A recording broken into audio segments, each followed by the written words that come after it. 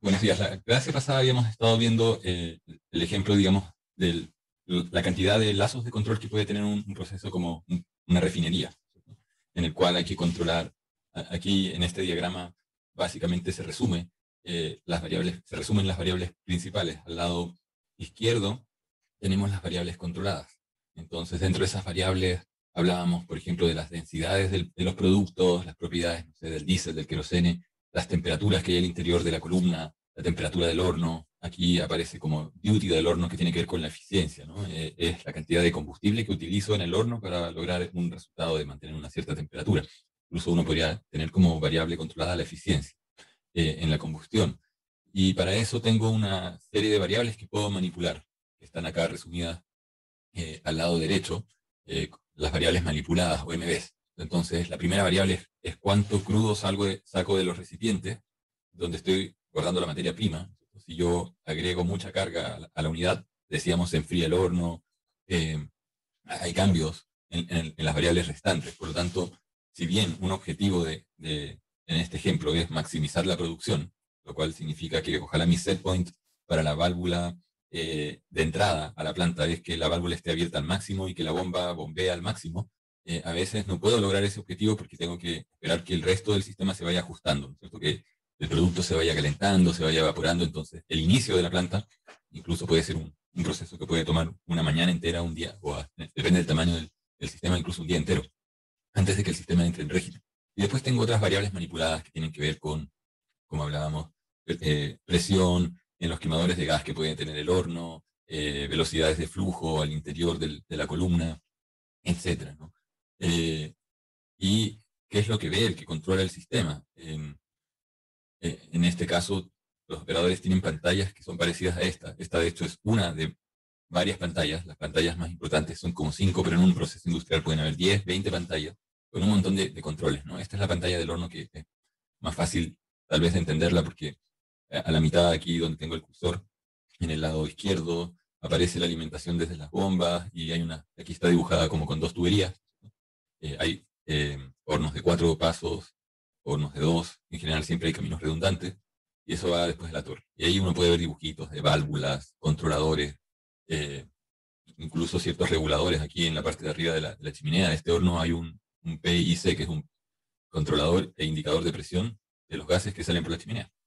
También hay que regular la salida de esos gases, ¿no? O sea, si yo abro totalmente la chimenea, se escapa todo el calor y pierdo eficiencia. Por lo tanto, también ahí hay un punto óptimo en la apertura de la chimenea, del horno.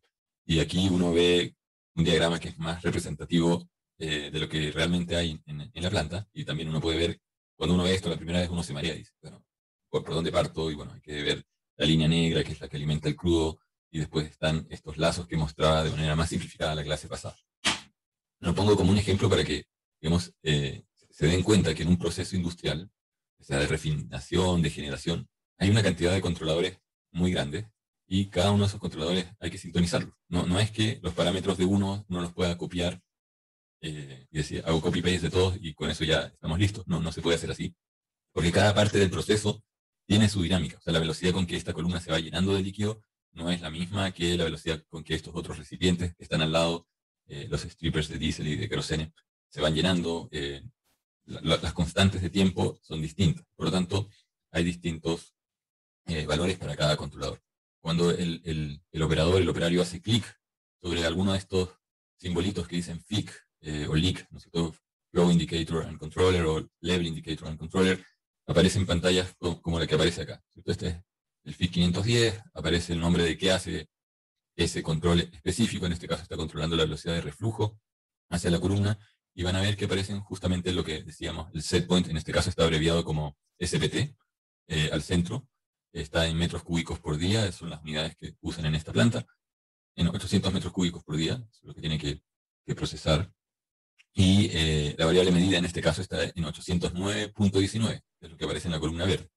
Para eso el controlador está abriendo una válvula, que en este caso aparece abierta en 54.3%. Es la apertura lo que está en la columna blanca de la derecha, es la variable manipulada. Y el operador aquí puede seleccionar si pasa a modo automático o manual. Cuando pasa a modo manual, aparece así como en la columna del centro hay una barrita que uno puede deslizar. aparece una en la columna de la izquierda y el operador puede a mano abrir o cerrar la válvula a distancia. Ahí está en el fondo bypaseando el sistema de control. Después hay otros botones que permiten ver cuál es la sintonización, los parámetros. En general son controladores PID, proporcionales integrales derivativos, y la tendencia, o sea, cuál era, digamos, la evolución histórica de las últimas 8 horas, un día, un mes hacia atrás, para cada variable. Después, cuando uno implementa los sistemas de control multivariable, que actúan, porque aquí en esta cajita yo lo que estoy mostrando es el set point de un controlador específico, que es el FIC 510. Pero cada uno de estos circulitos tiene su propio set point. Entonces, imagínense la cantidad de elementos de control que hay y la posibilidad de cometer errores en poner un set point equivocado a uno de ellos. Y para eso, entonces, lo que se ha ido desarrollando hoy en día son los sistemas de control multivariable, donde en una sola pantalla el sistema sugiere los set point óptimos.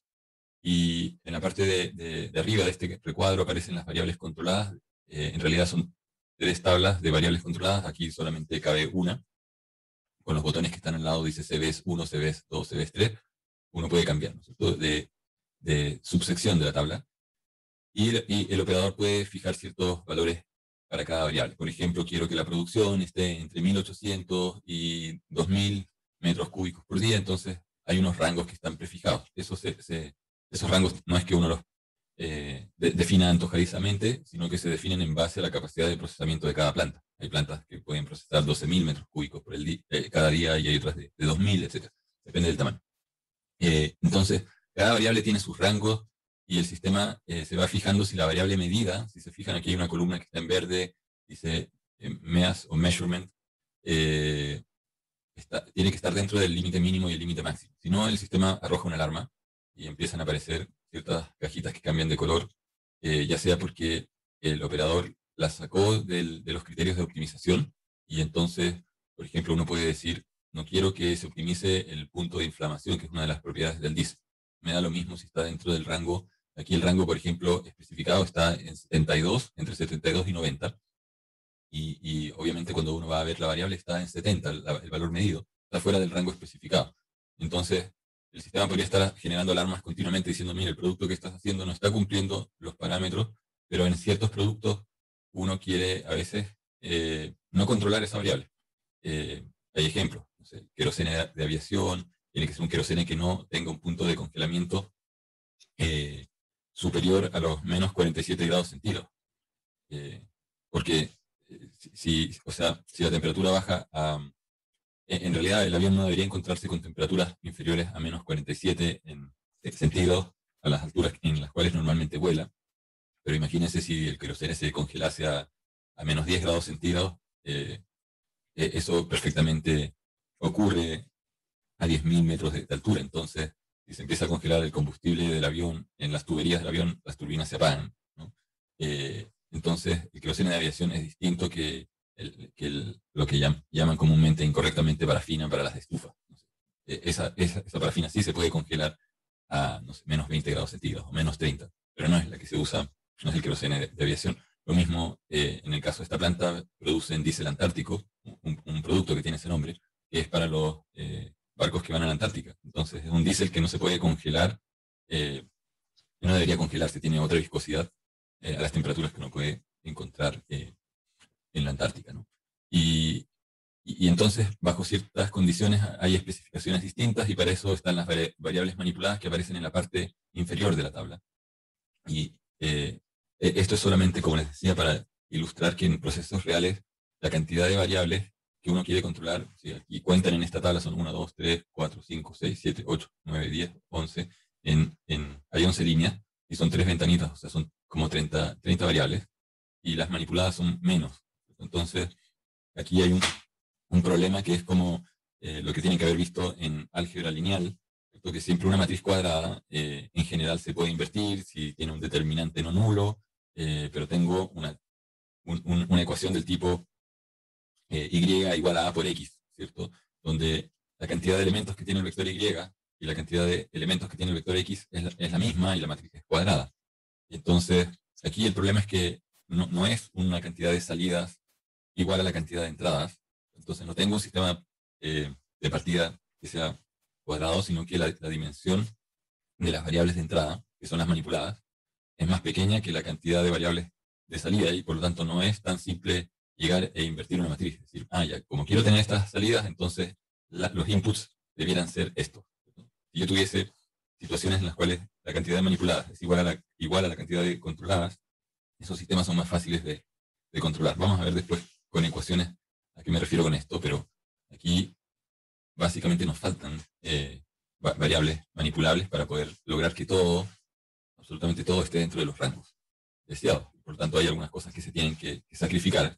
Y ahí es donde entra la optimización, porque uno dice, bueno, ¿cuál es el peso de no cumplir con una de estas ciertas variables? ¿No? Y ahí entran los criterios de diseño específicos a cada proceso.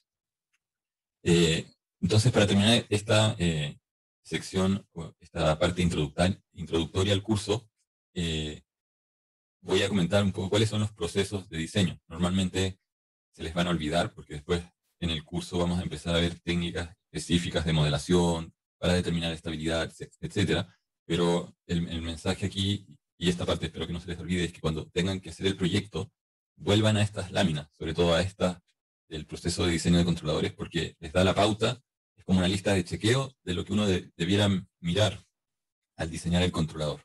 ¿Cierto? Primero, obviamente vamos a trabajar en el proyecto haciendo el modelo de lo que se quiere controlar. Si no tengo el modelo, ¿no? O el sistema de ecuaciones, no puedo hacer ningún análisis. Esa parte obviamente la van a tener. Pero después hay unos pasos que se les olvida, que es, bueno, ¿y cuáles son las referencias que este modelo recibe? O sea, ¿cuál es el rango de las variables que voy a estar tratando de controlar?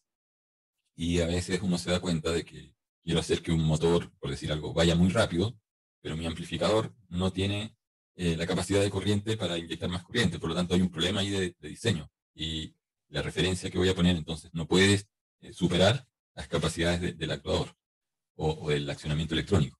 Entonces hay que especificar qué cosa es lo que yo espero del sistema, en términos de estabilidad, de velocidad de respuesta, cuánto tiempo la respuesta se va a demorar en converger en una planta grande. Si estoy, digamos, evaporando varios metros cúbicos, voy a necesitar minutos para que el producto, el líquido que sea, llegue a la temperatura. No puedo esperar que en un milisegundo obtenga una respuesta. A diferencia probablemente de un caso en el cual estoy tratando de controlar algo en un circuito electrónico, donde las componentes reaccionan o responden con una velocidad muy distinta.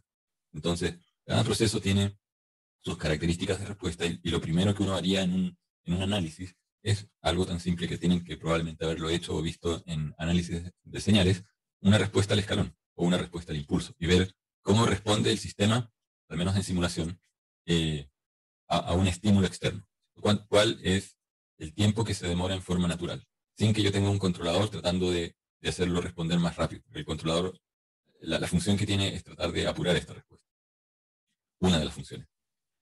Por otro lado, puede tener la función también de amortiguar un poquito señales externas que se apliquen demasiado bruscamente.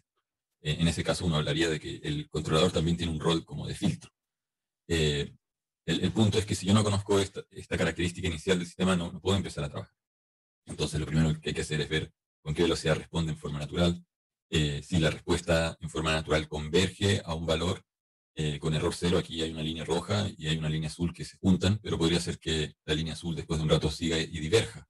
En ese caso, el sistema entonces no es naturalmente estable, se está separando del valor de referencia o del estímulo de entrada.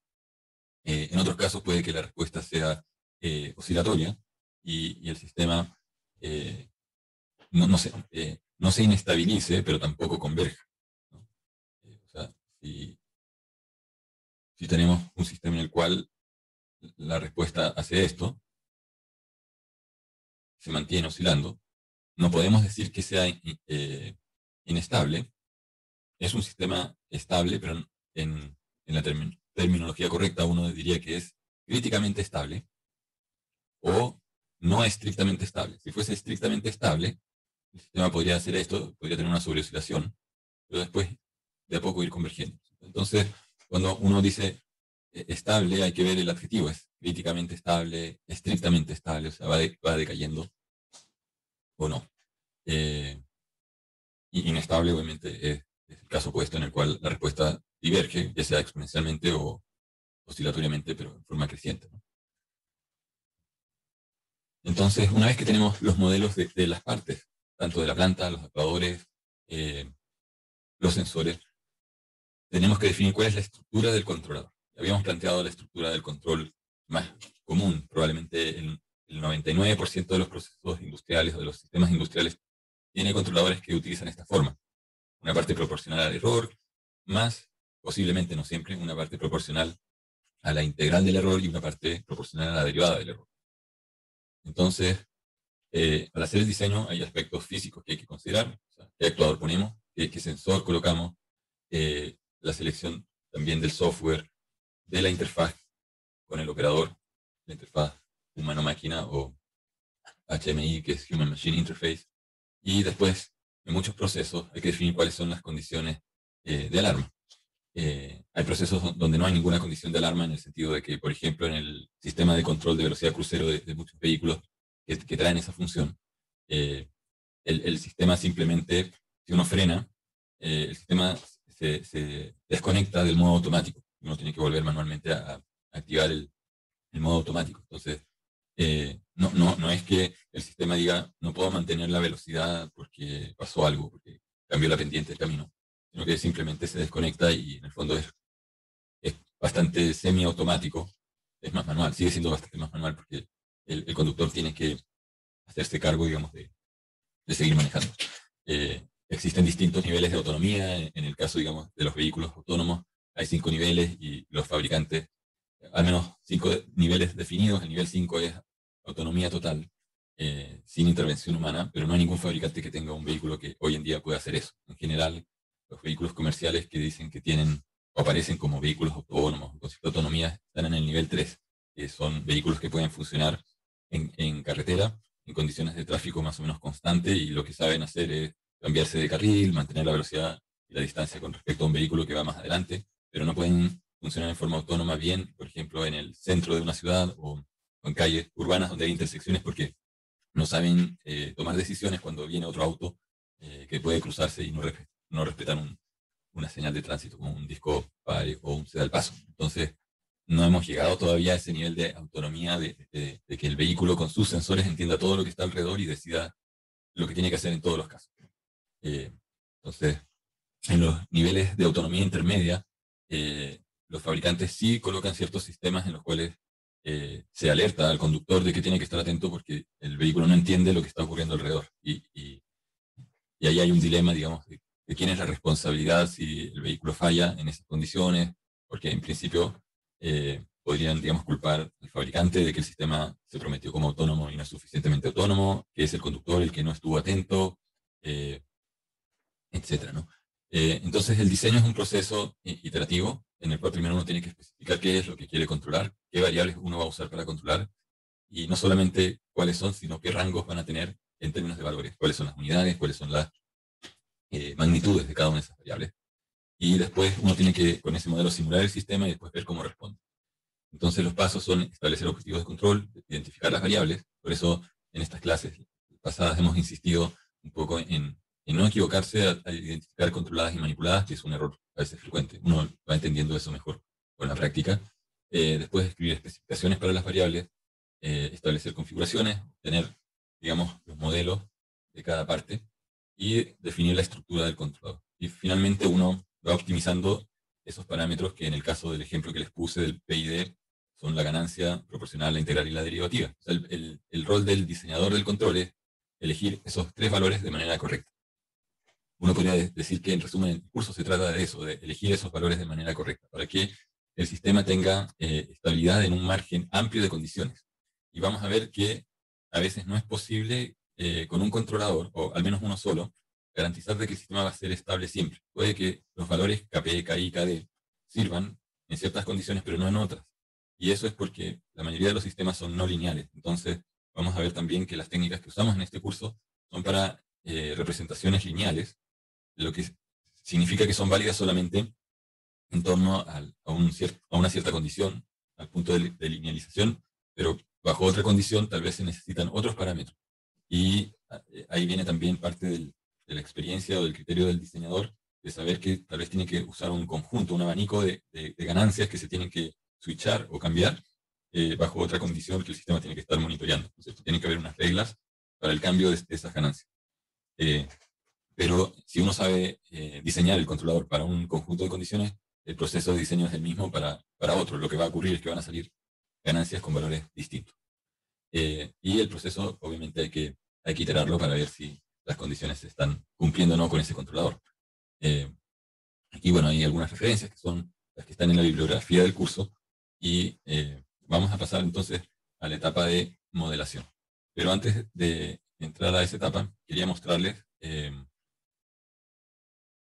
quería mostrarles algunas simulaciones de sistemas que uno puede hacer con herramientas como Python. Yo he subido algunos ejemplos y voy a compartir aquí.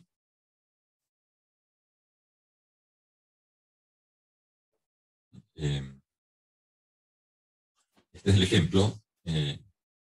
Este ejemplo no está subido porque a veces es una tarea. Hay uno de un estanque de agua, vamos a volver a ese.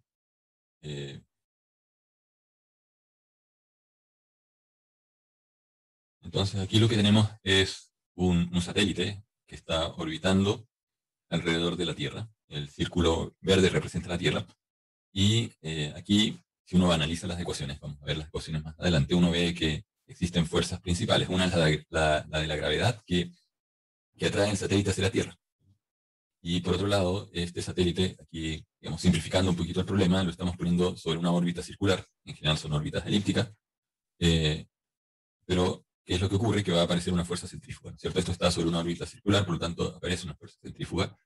Y esa fuerza centrífuga es proporcional a la velocidad angular al cuadrado por la masa del satélite, por el radio.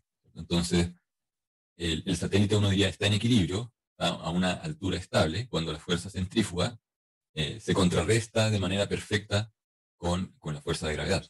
Si yo no tengo esa cancelación perfecta, el satélite o se sale de la órbita y se va al espacio infinito o se cae, ¿no? Entonces, el control tiene que utilizar propulsores. Y aquí estoy encendiendo el propulsor que me aleja. Es un propulsor radial. Ahora voy a encenderlo al máximo hacia adentro porque si no me salgo de la órbita. Y ahora lo voy a apagar. Uy, no lo puedo apagar en forma exacta. Ahí lo apagué.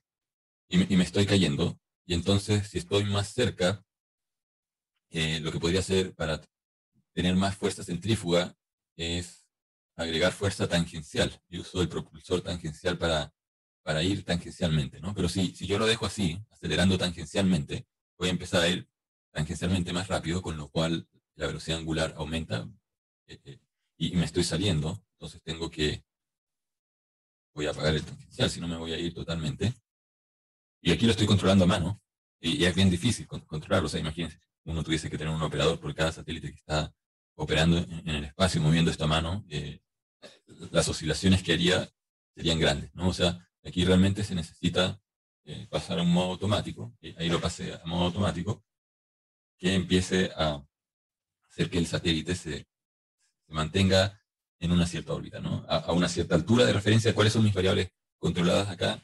La primera, fundamental, es la altitud. Y después puede haber un segundo propósito, que es el de tener una cierta velocidad tangencial. Lo que pasa es que, en general, lo que uno va a tratar de hacer es no gastar combustible. Entonces, si yo quiero estar a una altura más baja, necesito tener una velocidad tangencial más alta. Y eso significa que tal vez si estoy muy abajo, la única manera de tener una velocidad tangencial más alta es usar propulsores permanentemente, que es lo que hacen los misiles, aviones, etc. Además, bueno, más bajo dentro de la atmósfera, y hay otros efectos que tal vez me permiten usar alas como una manera o hélices de sustentación, en el caso de helicópteros, aviones. En el espacio no, está prácticamente la condición de vacío, y entonces no me sirve tener hélices.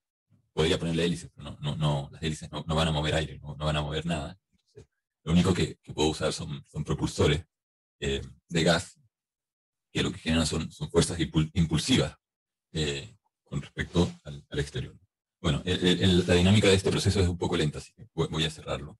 Después les voy a mostrar el código y van a ver que la estructura del código es exactamente la misma para casos de cosas mucho más simples, como la del el estanque de agua, que es un ejemplo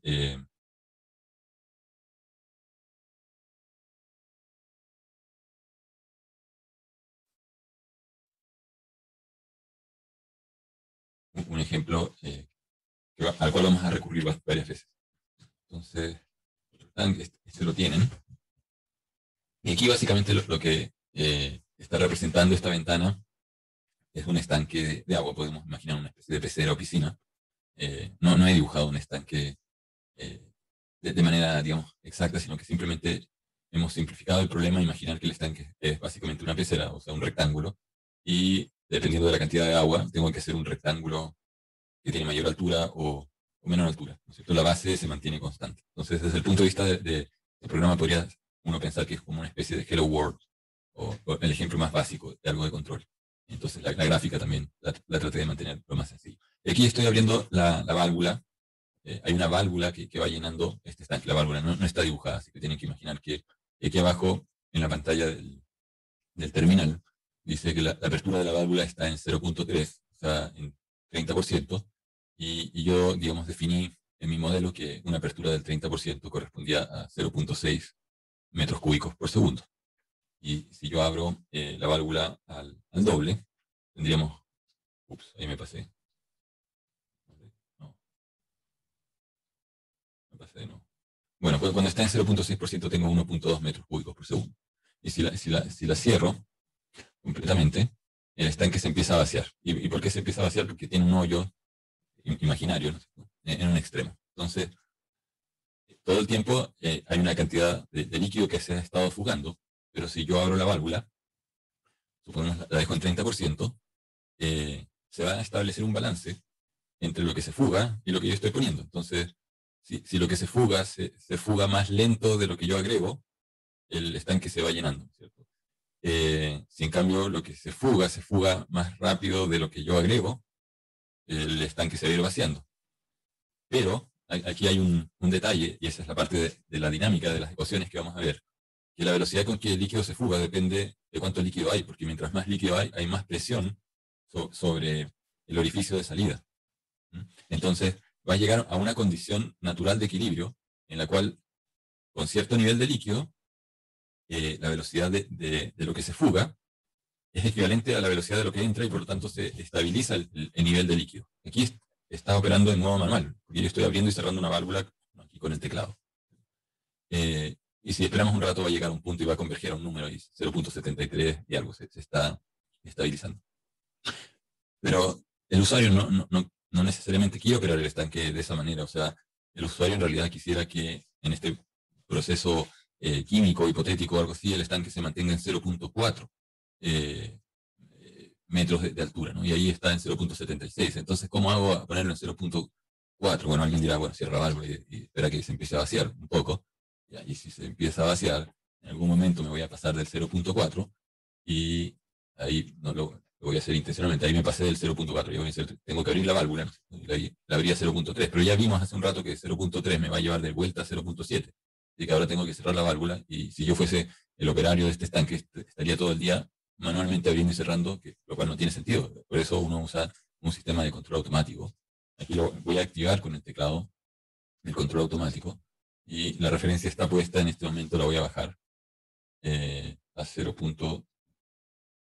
Ahí, vamos a dejarlo en, voy a poner la referencia en 0.4, ahí, en 0.4. Entonces ahora está la referencia en 0.4 y van a ver que aquí yo no estoy usando el teclado, nada, que el sistema está cerrando la válvula para que se vacíe. Ahí se cerró demasiado, se pasó un poquito, está en 0.39 y ahora tiene que abrir un poquito la válvula.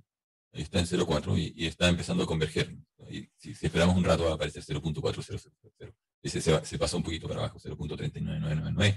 Bueno, podemos estar ahí un buen rato esperando, pero el controlador está funcionando. Quiere decir que está abriendo y cerrando la válvula mínimamente, haciendo microajustes para lograr que esta referencia se alcance y que el error entre lo medido de la altura real y la referencia que está en 0.4, para que ese error converja a cero. Ese es el propósito del control. Entonces, ¿cómo está hecho eso a nivel de código? Voy a cortarlo aquí. Bueno, lo podemos dejar ahí, en realidad no es necesario. Voy a abrir el código del estanque. Entonces,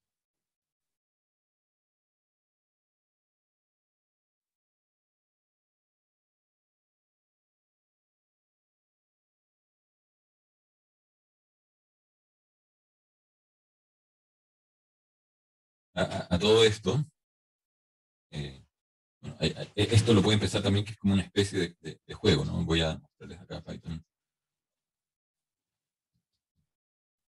Hay un montón de librerías bastante potentes. Uno podría hacer gráficos mejores si uno quisiera.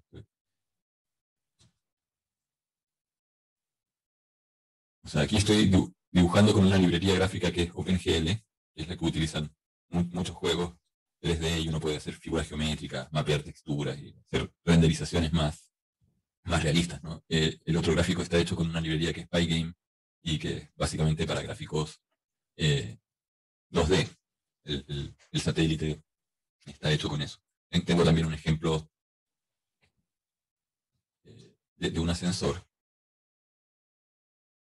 y se los muestro también, porque es el mismo problema de controlar el nivel de un estanque. Aquí quiero controlar el nivel del ascensor y hay motores que están conectados a estas poleas. Aquí estoy eh, abriendo, el código no lo cambié, sigue diciendo opening valve to 1, o sea, 100%, que es lo mismo que decir, bueno, tenemos unos transistores que los vamos a abrir al 100% para que pase la máxima corriente del motor y o lo puedo cerrar, ¿no es cierto? Entonces, eso va a mover el motor y en este caso el gráfico no está correctamente hecho porque eh, intencionalmente, para mostrar, uno puede ligar la variable del ángulo de la cajita que está dibujada a la variable altura. En realidad es incorrecto, lo que uno debería haber hecho es modificar el centro de la cajita y subirlo o bajarlo en función de la altura, ¿no es cierto? O del giro de las poleas.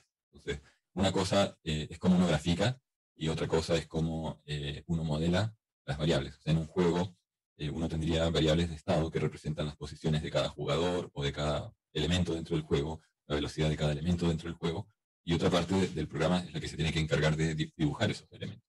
Entonces, eh, esto lo comento porque cuando uno ve el código del water tank, si lo miran, muchas veces, digamos, la primera vez que lo miran, muchas personas me han comentado que el código es muy complicado y, y como que se sienten algo, no sé si, intimidados por el código, pero hay que pensar en cuáles son las etapas del programa o de las funciones que tendría un programa.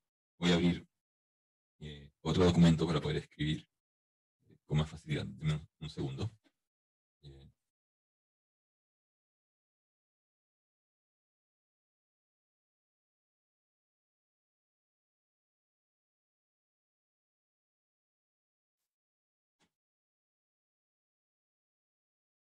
entonces, en un programa lo primero que uno tiene que hacer es inicializar las variables del mundo que uno va a tratar de simular, o del objeto del mundo, si es solamente un objeto. Y por otro lado, hay variables que están ligadas a la parte gráfica. Entonces, el problema uno lo puede separar en funciones que tienen que ver con graficar y otras funciones que tienen que ver con el estado del sistema. Entonces, en el caso del estanque, eh, en el caso del estanque, vamos a dibujar acá nuestro estanque.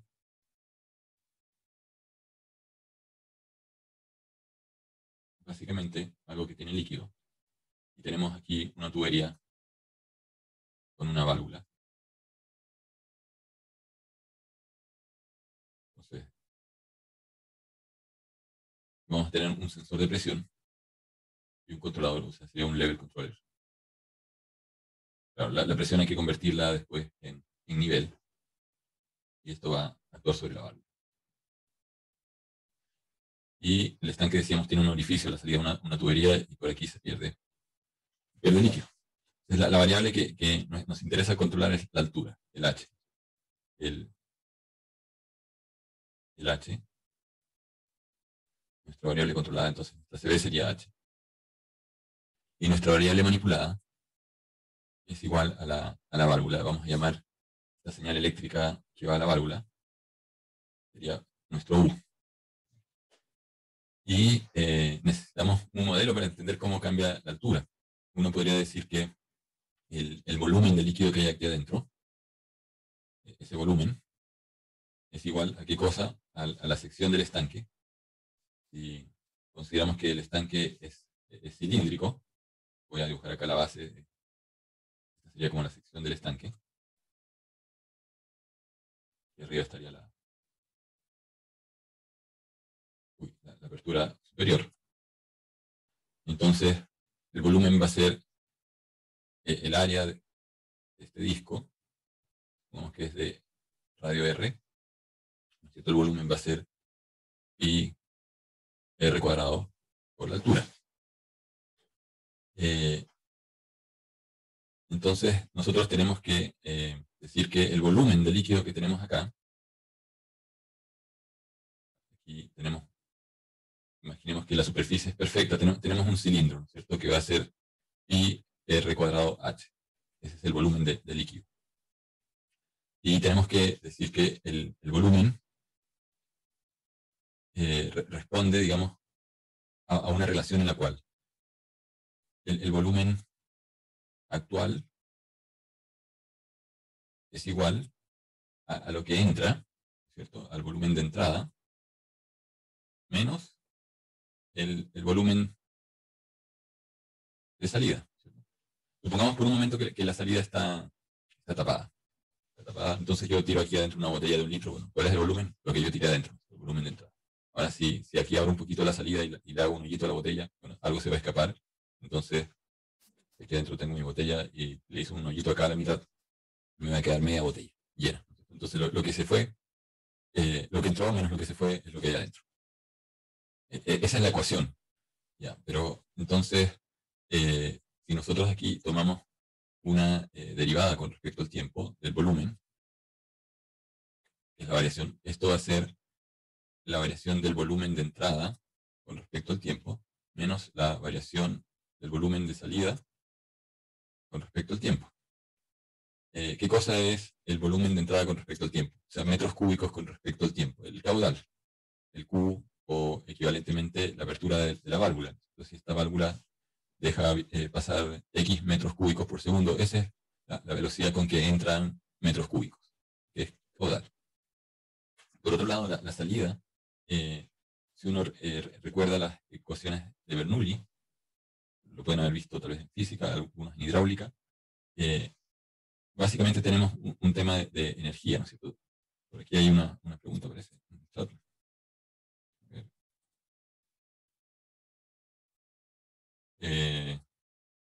¿Qué era LC nuevamente? LC es el control de nivel, level controller. Miren las clases pasadas, por favor. Profe, Entonces, el... profe, Sí, que en la primera ecuación no hay que poner el volumen inicial. O sea, ya sé que no importa por la derivada, pero como no se pone en teoría. sí, ese es un buen punto, ¿no es cierto? Podríamos poner aquí un volumen inicial. Yo ya he asumido que ese volumen inicial era 0. El tanque está vacío inicialmente. Suponiendo que esto está abierto, como decíamos, y que ha estado mucho rato abierto, se vació. Y en algún momento yo voy a encender este sistema, voy a abrir la válvula. Pero efectivamente podrías poner el volumen inicial y al derivar, bueno, al final te va a quedar que sigue satisfaciendo esa ecuación. Pero es un buen punto. Bien, entonces, en el caso de líquidos, para tal vez tratar de hacer la explicación para lo más breve y al grano posible, entonces si tenemos aquí un volumen que se desplaza, uno diría que la energía de ese volumen es fuerza por desplazamiento. La cantidad de fuerza que tengo que hacer para moverlo a otro lugar, una cierta distancia X o de X, y la fuerza que tengo que poner encima para que se mueva. Entonces, en el caso hidráulico, uno podría decir esto está hecho de un montón, como en un mundo de Minecraft, de cubitos, ¿no es cierto?, que los tengo que ir moviendo hasta que salgan.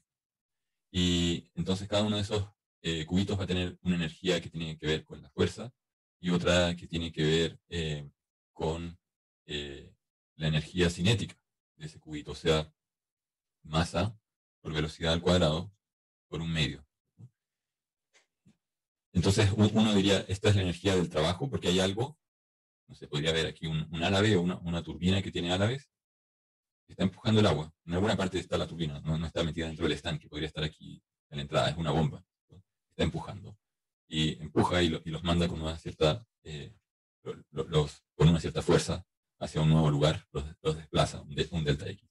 Está la energía cinética y está la energía potencial. Esas son las tres energías, que esta sería mg por h. Entonces, la energía de un cubito que está más arriba, que me caiga en la cabeza una gota de agua del séptimo piso, no es lo mismo que salga del... bueno, después hay otros fenómenos, en el caso, digamos, de la lluvia, uno podría decir, la lluvia se frena por efectos aerodinámicos y no alcanza una velocidad muy grande, así que no me hace nada, ¿no? Pero hay un tema que tiene que ver con la energía potencial. Entonces, uno diría que la energía del trabajo, la energía cinética y la energía potencial tienen que ser constantes en la vida de cada uno de estos cubitos. O sea, la energía no se crea ni se destruye, solamente se transforma, se pasa de una forma a otra. Entonces, la energía de la fuerza, en un caso uno puede decir, esto es presión, la fuerza que es presión por el área. Entonces, si tenemos este cubito metido dentro de una tubería, imaginemos que la tubería es exactamente cuadrada con la forma, una tubería infinitesimal, esto vamos a tener presión por área. Entonces vamos a tener presión por área por dx. Y después vamos a tener más energía cinética, que va a ser 1m por la velocidad del cubito, más m por g por la altura de ese cubito. Ahora lo que nosotros podemos decir es que sobre uno de estos cubitos, bueno, primero el m lo podríamos cambiar por la densidad y el volumen del cubito. El volumen del cubito es lo mismo que la masa, la densidad también.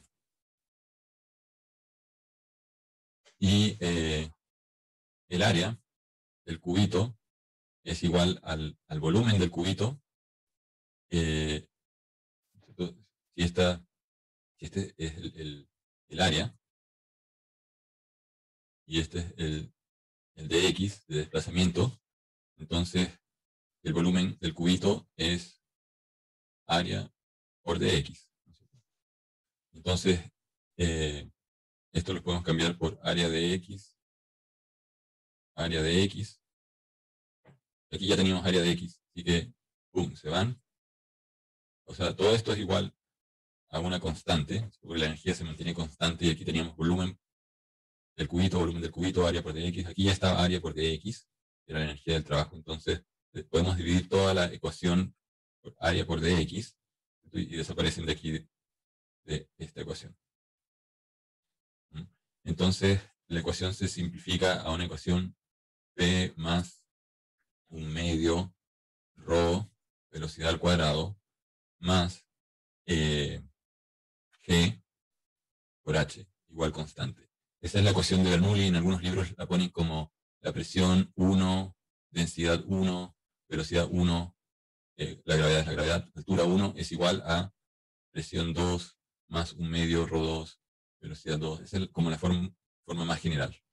¿Y por qué ponen esto igual a otra fórmula que tiene subíndices 2? Porque básicamente están diciendo, este cubito se mueve y aparece en otro lugar, que puede ser aquí al extremo de la tubería, donde ya viajó.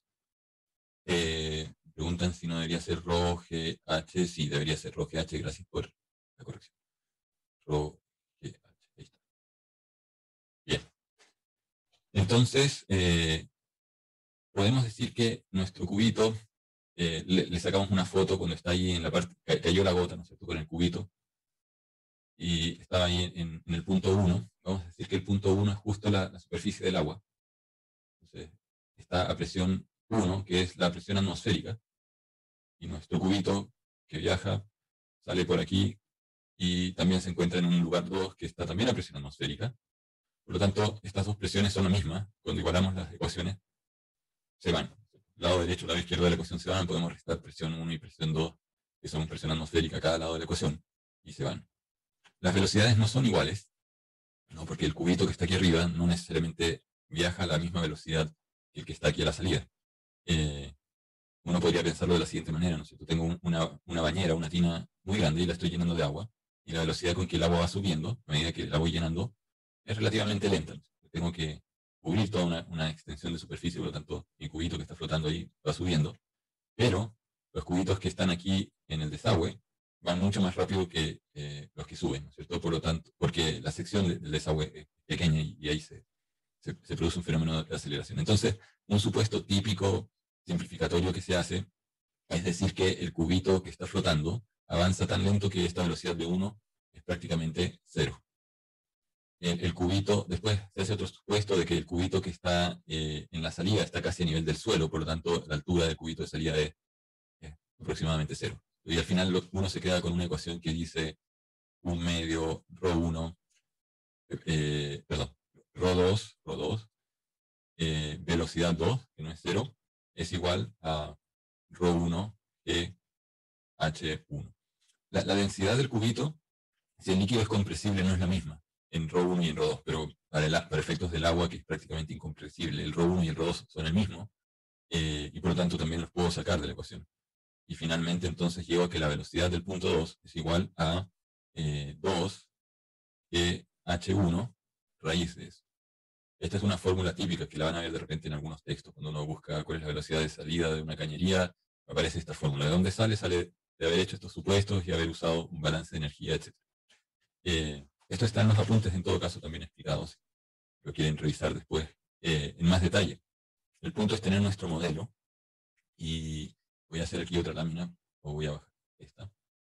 Entonces, recapitulando, tenemos nuestra variación de volumen total de lo que está dentro, igual al caudal, que es la derivada del volumen de entrada, la variación de volumen con respecto al tiempo, menos el caudal de salida. Y la pregunta entonces, ¿cuál es el caudal de salida? ¿Cuál es el flujo de salida? Y aquí podemos imaginar que nuestra tubería es una tubería también circular, y que tenemos aquí un desplazamiento de una capa infinitesimal, una distancia de x. Y esta área de salida, perdón, la sección de salida, la podemos llamar AS, que va a ser igual si el radio de esto es R salida, esto va a ser pi por radio de salida al cuadrado. Entonces, este pequeño volumen que se forma va a ser el volumen, el delta de volumen de salida va a ser AS por dx. Ese es un delta de volumen de salida. Y la variación del volumen de salida en el tiempo es, derivando con respecto al tiempo, ese pequeño elemento infinitesimal de volumen. Y tenemos que dx a dt es la velocidad, ¿no es cierto? Con que recorro esto en un delta t. Esta distancia la recorro en un delta t, y en un delta t avanzo delta x centímetros o milímetros o lo que sea. Estamos usando unidades métricas, no sé, 0,1 metros en un segundo o algo así. Entonces, aquí tenemos la velocidad, pero la velocidad ya la habíamos calculado. Esto es la velocidad 2, que dijimos es raíz de 2 h1, o h, ¿cierto? El nivel del líquido. Esta es una constante que depende de los parámetros de la cañería. Por lo tanto, tenemos nuestra ecuación. Y el volumen que era, el volumen era el área del estanque por la altura, ¿cierto? Igual a caudal menos la salida, que dijimos es el área de salida por la velocidad de salida, que es raíz de 2GH. Entonces, aquí, si yo derivo esta expresión, el área del estanque, la sección del estanque por H, el área del estanque es una constante, sale fuera de la derivada, esto va a ser derivada de H a dt igual a Q menos área por raíz de 2G. Aquí debería borrar eso. Por raíz de H. Entonces, ahí está, raíz de H. Raíz de H. Llegaste ahí. Y aquí estaba el área de la sección de salida. Después podemos reemplazar con total en estas constantes. Este era pi por radio. Habíamos dicho que ese radio era radio R mayúscula, ¿no? R mayúscula, y el otro era un R minúscula. Entonces, radio R mayúscula al cuadrado de H a dt igual a Q menos este era pi por un radio RS de salida minúscula al cuadrado raíz de 2G por raíz de h. Podemos simplificar esto con esto de acá. El r cuadrado lo podemos pasar dividiendo. Aquí nos quedaría 1 partido por r cuadrado. Y finalmente podemos declarar unas constantes auxiliares. Alfa sería 1 partido por r cuadrado. Beta sería igual a r es al cuadrado dividido por r cuadrado por raíz de 2g. Todo esto es una constante, ¿cierto? Igual a 9.81 metros por segundo al cuadrado, etc. Y nuestra ecuación para el modelo queda derivada de h de t igual a alfa por q, que es la válvula, menos beta por raíz de h. Entonces, vemos que es una ecuación diferencial no lineal, porque hay una... después vamos a ver cómo hacemos esto, pero podemos aproximar esta ecuación y decir, esta es una ecuación diferencial h punto igual a alfa por u, ¿cierto? Haciendo el reemplazo que la variable manipulada q es u, menos beta por h. En realidad es por una variación infinitesimal de h, pero queda una expresión de esa forma. O sea, o dicho con la notación que estábamos usando para nuestro lazo de control, la variable de salida de nuestro proceso, que es el estanque, a este estanque le entra una variable q, ¿no es cierto?, que es el caudal q, el y, la variable de salida es el h. Entonces tenemos un sensor, comparamos aquí nuestra referencia, que sería nuestro r, o sea, nuestro h deseado, nos da un error, y el error lo vamos a multiplicar por una ganancia acá para abrir la válvula. Vamos a ver que en el código lo que está implementado es exactamente esta ecuación. O sea, aquí hay una forma análoga que va a ser y punto igual a alfa por u menos beta, beta por i. Esa es nuestra ecuación diferencial. Entonces, podemos encontrar ecuaciones diferenciales, ecuaciones de diferencia, y vamos a partir siempre de ese proceso de tener un modelo que podamos implementar. Después vamos también a repasar, deberían haber visto transformadas de Laplace en análisis de señales, que podemos aplicar la transformada de Laplace a esta ecuación. Si yo le aplico la transformada de Laplace, se convierte despreciando las constantes, o sea, asumiendo que las constantes iniciales son cero, esta ecuación se transforma en S por I de S igual a alfa por U de S, la transformada de Laplace de U es U de S mayúscula, menos beta por I de S mayúscula. Entonces, si yo aquí pongo a un lado lo que depende de I, ¿cierto?, lo que es factor de I, esto va a ser igual a alfa U de S, y después puedo poner una relación de la salida con respecto a la entrada, que va a ser alfa partido por S más beta. Entonces aquí estamos representando exactamente lo mismo. Esta ecuación diferencial y esta función de transferencia representan el mismo proceso. ¿Por qué llevar las cosas a funciones de transferencia? Porque las funciones de transferencia tienen una estructura que nos permite después analizar cuáles son los polos, son las raíces de la ecuación que está aquí abajo, que se llama ecuación característica, y los ceros, que son las raíces de la ecuación que está en el numerador. En este caso, no hay s en el numerador, solamente aquí en el denominador aparece s, la variable de Laplace.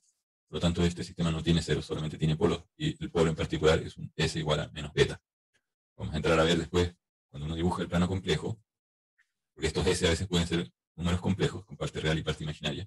Entonces, en el eje horizontal tenemos la parte real del valor de s, en este caso s es la raíz, y la parte imaginaria del polo.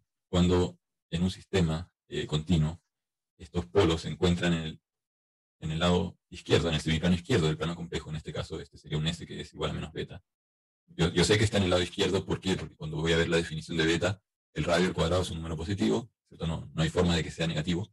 La raíz de 2 es un número positivo, y la raíz de g, que es casi 10, también es un número positivo, por lo tanto beta es mayor que 0.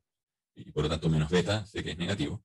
Y entonces voy a saber que este sistema es naturalmente estable, aunque no tenga controlador este sistema, y como lo vieron en la simulación, cuando yo abro la válvula, el sistema se empieza a llenar, el estanque se empieza a llenar y se equilibra en un cierto punto. Ahora, si ese punto es la referencia que quiero o no, esa es otra cosa, pero se equilibra. Entonces, si abro más la válvula, se llena más, y si abro la válvula menos, se llena menos. Si no la abro, no se llena, pero se va a estabilizar, ¿cierto?, en un cierto valor. ¿Por qué? Porque el polo que tiene es naturalmente estable.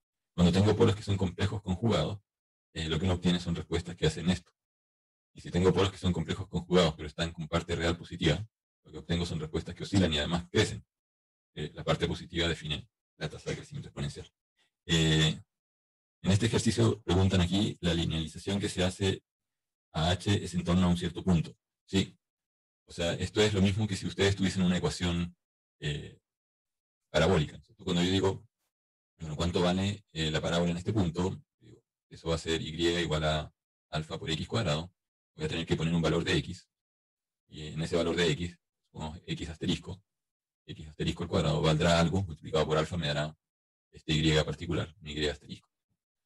Ahora, si yo le hago un zoom a esa función, me voy a adelantar un poco con respecto a lo de linealización, pero es bueno que lo comentemos en relación a lo que pasa con el estanque. Aquí le estoy haciendo un zoom a la función parabólica. Da lo mismo que función es. O sea, podría ser una función raíz de x, podría ser una función logaritmo de x, cualquier función, aunque sea una función rara. Si yo tomo un punto de esa función y encuentro la tangente y le hago un zoom a eso, ¿no es cierto? Ese zoom se va a ver como esto que tengo acá, ¿no? Una curva en la cual para un cierto punto que yo elegí hay una línea que pasa por ese punto y que es tangente, ¿cierto? Entonces, la ecuación de la recta que pasa por ese punto es una recta que es x menos x asterisco, que yo elegí aquí un x asterisco particular, ¿no? Este es mi eje x, este es mi eje y, entonces aquí hay un y asterisco. Entonces se cumple la relación trigonométrica que y menos y asterisco, si yo tomo aquí otro punto cualquiera, ese punto sería un punto x, y. Aquí tengo un triángulo. Tengo que y, este punto de acá arriba es y, este punto de acá abajo es y asterisco, y menos y asterisco, la altura es a la base, x menos x asterisco, como, y eso es en el fondo la pendiente. La pendiente de esta recta es lo mismo, ¿cierto? Es la variación de y a de x. Entonces, por lo tanto, si yo tomo esta relación, y menos y igual a la pendiente, es decir, igual a m por x menos x asterisco, es lo mismo que m por, que di a dx por x menos x asterisco. Y entonces esto es lo mismo que y igual a y más di a dx por x menos x asterisco. En el fondo, ¿qué estamos haciendo? Esta es una serie de Taylor de primer orden. Si yo tengo que este y era una función f de x, lo que estoy haciendo es decir que esto es y aproximadamente, f de x en asterisco, más la derivada de f a de x por x más x asterisco. Esa es la linealización. En la serie de Taylor seguiría después aquí 1 partido por 2 factorial, por la segunda derivada de f por x más x asterisco al cuadrado, etcétera, etcétera. Es Taylor. Entonces, efectivamente, con esto yo creo que ya debieran entender lo que es la linealización, porque si quisieran linealizar la ecuación de h a dt igual a alfa por u más beta por raíz de h, todo esto, no sé por qué se queda pegado, tengo un problema acá con el, con el tablet. Si yo llamo esto una función que depende de dos variables, cuáles son h y 1, porque h es una variable intrínseca del sistema, es como el estado del estanque. El u es una variable extrínseca porque es muy manipulada, yo la muevo desde fuera, pero las dos son variables. Alfa y beta no son variables, son parámetros. Entonces puedo decir que el lado derecho de esta ecuación está definiendo la velocidad con que varía la altura. Esa es una interpretación física. Estamos diciendo la velocidad con que varía la altura de este estanque es proporcional a qué cosa? A la velocidad con que yo lo lleno, que está dada por alfa u, y la velocidad con que se vacía. Aquí en realidad debería haber puesto un signo menos, porque eso era, ¿cierto? La ecuación estaba con signo menos. Por tanto, hay una parte que me dice esto se llena con tal velocidad y se vacía con otra velocidad. Y está descrito por esta función. Entonces, ¿qué es lo que tengo que hacer? Quiero linealizar, aplicarle serie de Taylor a f. Entonces tendría que derivar esta ecuación si quiero linealizarla. Entonces, yo digo que f de h, u es aproximadamente ¿qué cosa? F de h asterisco, u asterisco, más más la derivada de f con respecto a h por h menos h asterisco más la derivada de f con respecto a u por u menos u asterisco. En este ejemplo estoy aproximando una función de dos variables. Ya no es el caso que había puesto acá de una función y igual a f de x. Aquí tienen que imaginarse una especie de función f de h, u, que tiene dos ejes, ¿no? Un eje es el h y otro eje es el u. Aquí hay una especie como de manto o de superficie en función de dos variables. La función f representa la velocidad del flujo, o sea, es la velocidad con que se llena, pero que está calculada a partir de la velocidad de dos flujos, el flujo que entra y el flujo que sale. Entonces aquí hay una superficie, a medida de que aumenta el u, aumenta el f, y a medida que aumenta el h, debería disminuir el f, porque aquí hay un signo menos. Es un plano que está inclinado hacia, baja con el h. Pero entonces cuando uno tiene que encontrar una aproximación a esta superficie no lineal, lo que tenemos que hacer es encontrar un plano tangente. Entonces, así como en el caso de una función escalar, uno encuentra una recta tangente, aquí uno encuentra un plano tangente. Y ese plano tangente quiere decir que yo tengo que ver cómo varía la función con respecto a una variable y cómo varía la función con respecto a otra variable. Y si tienen una función o un proceso que tiene n variables, bueno, esta cosa hay que hacerla con respecto a las n variables. Y eso ya vamos a entrar en detalle en el caso multidimensional, que es el que realmente nos interesa, porque los sistemas reales son multidimensionales. Más adelante ahí aparece una matriz que se llama matriz jacobiana, que es básicamente la matriz que contiene las derivadas de la función con respecto a h, las variables h, o vamos a usar la notación x para decir que son variables de estado, son variables internas al sistema, y después aparece otro jacobiano, que es el jacobiano de los controles o de las variables manipuladas, que es la derivada de SF con respecto a todos los controles que el sistema tenga. Y solamente hay un control que es la válvula de entrada. Ahora, hacer estas derivadas es fácil, eso. Si derivamos f con respecto a h, nos queda la derivada menos beta, ¿no es cierto? Menos beta. Uy, se pegó de nuevo el cursor. Ya. Entonces vamos a escribir aquí df a dh va a ser igual a menos beta, derivada de la raíz va a ser 1 partido por raíz de h, por la derivada de lo que está dentro de la raíz, en este caso la derivada de h es h, entonces esa es la derivada, ¿no? Y este elemento tenemos que evaluarlo porque es la pendiente de la función en un cierto punto que es un cierto h específico, que es el h asterisco. Entonces tendríamos que evaluar eso en h asterisco y eso va a ser un número. Y lo mismo, el df a de u, cuando derivamos esta función f con respecto a u, esta parte se va porque no depende de u y solamente nos queda alfa. Y nos queda esa ecuación. Entonces, nuestra función o nuestra ecuación dinámica queda h punto igual a, en forma aproximada, porque aquí lo estamos reemplazando por la aproximación, nos queda f de h asterisco, u asterisco, era h punto derivada, más alfa por u menos u asterisco, menos beta por 1 partido por raíz de h asterisco por h menos h asterisco. Y aquí vamos a hacer un cambio de variable y vamos a decir, esto se llama delta u, una variación incremental del u con respecto al punto de linealización. Esto se llama delta h, una variación incremental con respecto al punto h asterisco. Y fíjense que este f de h asterisco u asterisco es la velocidad con que se llena el estanque, es la velocidad de la altura en el punto de linealización. Por lo tanto, este es un h punto asterisco, la velocidad de la altura, h punto o derivada de h de t, asterisco. Entonces yo puedo pasar ese h punto asterisco al lado izquierdo de la ecuación y esta ecuación me queda h punto menos h punto asterisco igual a alfa por delta u más, voy a poner aquí un beta prima por delta h. Y este h menos h punto asterisco lo voy a llamar delta h punto.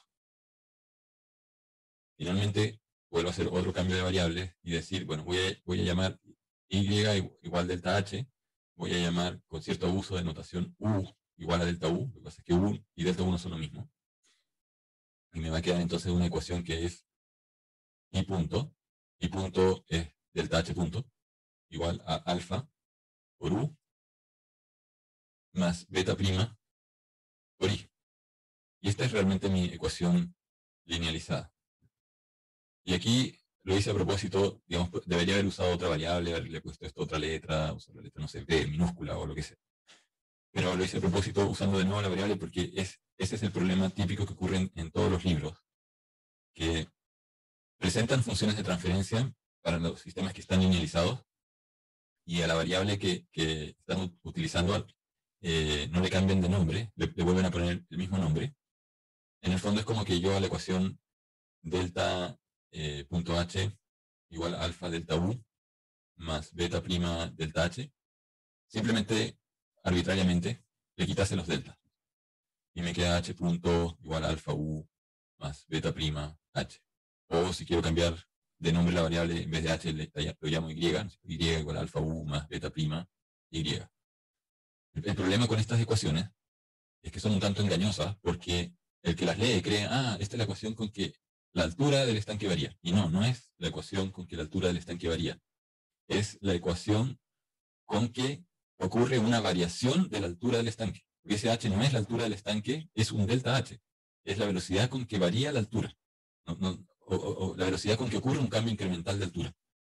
Entonces, en todos los sistemas lineales y a lo largo del curso y lo que ocurre en los libros es que las ecuaciones que aparecen y normalmente lo que ocurre con los autores es que dicen, esta es la ecuación del modelo del motor, la ecuación linealizada, y ponen, no sé, la velocidad del motor igual a 1 partido por el momento de inercia, por el torque eléctrico aplicado, menos una constante beta por la velocidad del motor que representa el roce.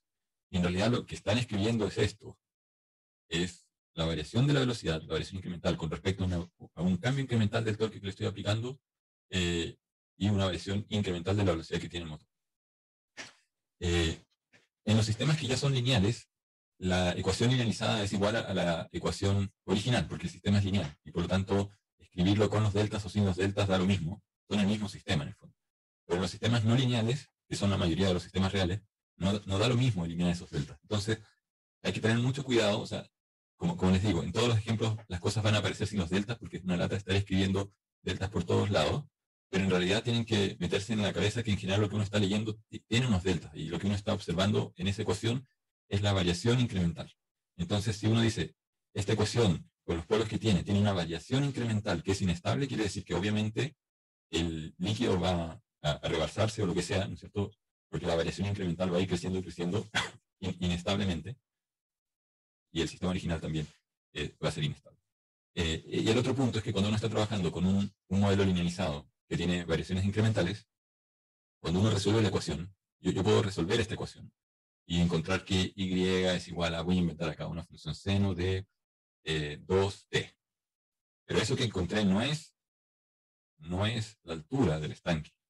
Esto es en realidad la variación del nivel del estanque. Es el delta h. ¿Y qué cosa era el delta h? Bueno, era la altura real menos el punto de linealización. Por lo tanto, si yo quiero encontrar cuál es la altura del líquido real, es fácil. La altura del líquido real, h, menos h asterisco es igual a y, que es igual a seno de 2t, o sea que h de t es igual a h asterisco más seno de 2t. Entonces esto, ustedes dirán, bueno, sí, es obvio, sí, pero es tan obvio que se les olvida, y en las pruebas siempre se les olvida poner el h asterisco, cuando uno dice, bueno, finalmente, ¿cuál es el valor absoluto del líquido? Porque a mí lo que me interesa realmente como usuario del estanque es que me digan qué altura tiene, no la variación incremental con respecto a un cierto punto de linealización, sino que me interesa el valor absoluto. Y entonces, no es lo mismo decir que la altura es seno de 2t, cuando en realidad es seno de 2t más el punto de linealización. Eso también es algo muy importante que deberían como tratar de mantenerlo grabado en alguna parte, porque se les vuelve a olvidar. ¿Ya? Que lo que uno está haciendo, si bien la ecuación ya no tiene los delta, y esa es la parte, digamos, que genera mucha confusión, porque muchos, como les digo, muchos textos ni siquiera lo dicen, no lo dicen en forma explícita, no sé por qué razón, y asumen que todo el mundo entiende que el sistema se está moviendo con respecto al punto de equilibrio, de linealización, y que por lo tanto cuando uno calcula el resultado, lo que uno encontró es la variación incremental, y finalmente la variación incremental hay que sumársela al valor al punto de operación. Este punto, este asterisco, recibe varios nombres: punto de operación, punto de equilibrio o punto de linealización. Son como los tres nombres que van a ver de repente en distintos textos o apuntes o libros, cuando uno busca eso. Bueno, entonces, esto es con respecto al modelo del estanque, y no me había dado cuenta que me pasé de la hora. Así que muy rápidamente el código, van a ver que tiene una función que se llama XD. La letra D significa derivada. X es la derivada de X. XD es como X punto, pero como no podemos escribir aquí una X con un puntito arriba, yo pongo XD y función. Esto equivale a eso. Entonces, en este caso, mi variable derivada de interés es la altura. O sea, el H punto es lo mismo que XD, que depende de la altura, el X, y depende de la apertura de la válvula.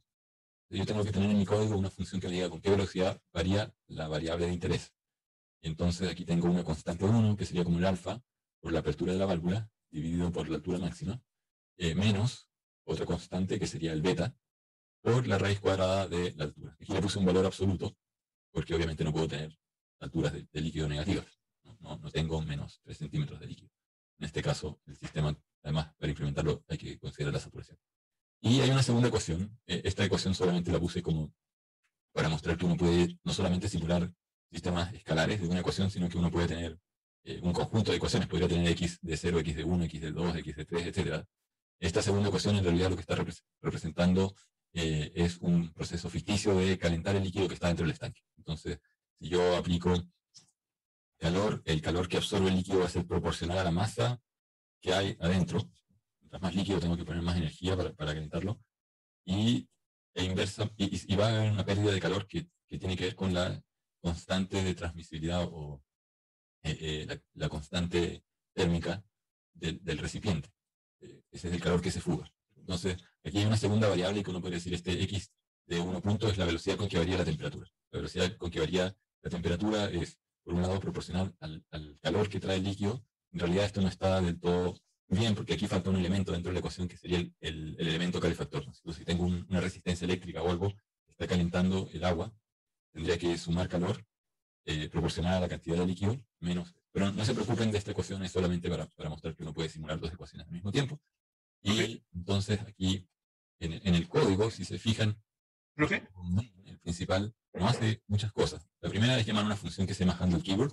Lo podemos revisar en la próxima clase. Pero es solamente preguntarle al computador qué cosa es lo que el usuario está apretando en el teclado. O sea, aprieto la flecha para arriba, para abajo, y después asociar esa acción del teclado con un cambio de la variable válvula, ¿cierto? La válvula está más abierta, menos abierta. Después hay una función que es actualizar el estado, ¿ya? Después hay otra que es actualizar la pantalla. Tengo que dibujar un cuadradito nuevo, más grande. No he escuchado preguntas. Ahora no sé si hay una pregunta de Juan Francisco. Sí, ¿me escucha, profe? Sí, ahí sí. Oiga, no, le iba a preguntar, las librerías que usted está usando, ¿esas son simplemente las que usted llama arriba en el código, las que importa? O sea, ¿son como open source o son algunas que hizo usted? No, este código utiliza librerías muy básicas, se las muestro aquí. Pygame, que es para dibujar. O sea, si borran todas las funciones que dibujan, son las que están aquí en Update Display. Bien, es cortito mi programa de dibujo. Lo único que estoy haciendo es dibujar un rectángulo negro. Este 000 es color negro, el tamaño de la pantallita que abrí. La pantallita está definida más abajo. Y después estoy haciendo un rectángulo, Pygame Draw Rect, y hago un rectángulo que tiene coordenadas el nivel de líquido. Y después se pueden meter bien a ver por qué está calculada la coordenada de esa manera, se las puedo explicar más. Después hay una línea que dice el font que voy a usar es Arial, y ahí después imprimo esa palabra que dice level y aparece el número del líquido, que lo tengo acá en este string. State, string, level, y hago un string con... El level es una variable de mi programa que es el nivel de líquido, es un número. Tengo que pasar ese número a string para poder armar el string. Entonces la parte de dibujo es súper chica. La última línea es una línea de Pygame de la librería que hay que siempre ejecutar para que se refresque el gráfico, si no, no se actualiza la pantalla. Entonces está la librería Pygame, acá, la librería NumPy, que no sé si la han usado antes, pero es también como una librería súper típica con todas las funciones para calcular funciones matemáticas, para la redundancia, integrales. Y hay una función que también es parte de NumPy y de SciPy, que es la función ODEINT, Y esta función addInt es el corazón del programa, en el fondo, porque aquí, como les decía, hay tres pasos: preguntar el teclado, actualizar el estado y pintar. Y hay una cuarta que es guardar las variables. También uno podría borrar el código asociado a store data, que lo único que hace es que en cada iteración del programa yo boto la variable a un archivo y la voy guardando ahí. Entonces, después podría graficar lo que pasó con el nivel del estanque. Entonces, lo que les decía, el corazón del programa es el update state. ¿Cómo actualizo el estado? Integrando la ecuación diferencial. O sea, aquí el update state. Me pasé, aquí está. Update state toma dos variables, en este caso son globales: el nivel del líquido, la temperatura del líquido. Las pongo en un vector, por eso le llamo a la función array. Y después llamo a odeInt y le digo, mira, la velocidad con que, o sea, en el fondo, ¿qué es lo que tengo que hacer para resolver el sistema?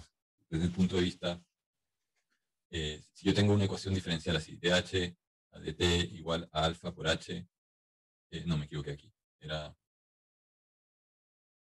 alfa por u menos beta por h, la respuesta de esto es igual a la integral de 0 a t de alfa por u de tau más beta por h de tau más el h en t igual a 0.